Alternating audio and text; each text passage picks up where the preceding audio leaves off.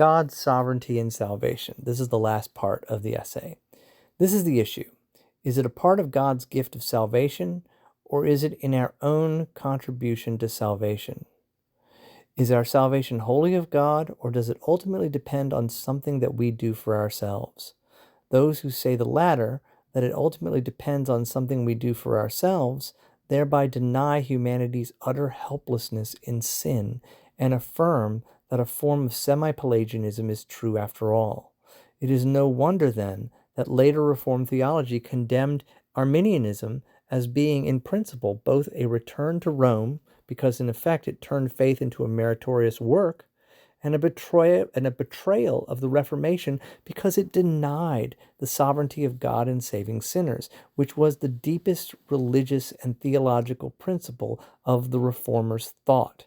Arminianism was indeed, in Reformed eyes, a renunciation of New Testament Christianity in favor of New Testament Judaism.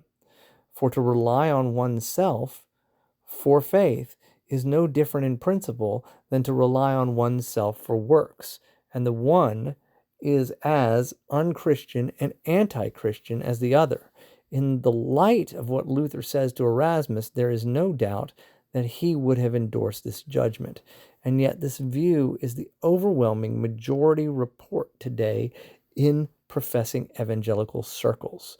And as long as semi-Pelagianism, which is simply a thinly veiled version of real Pelagianism at its core, as long as it prevails in the church, I don't know what's going to happen.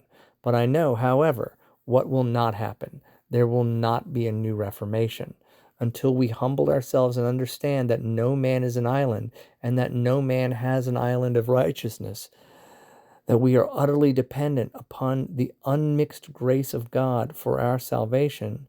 We will not begin to rest upon grace and rejoice in the greatness of God's sovereignty, and we will not be rid of the pagan influence of humanism that exalts and puts man at the center of religion.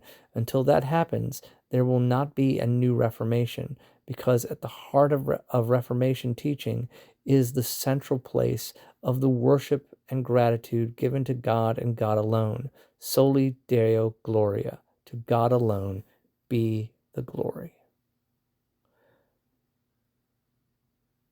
That's the end of the essay.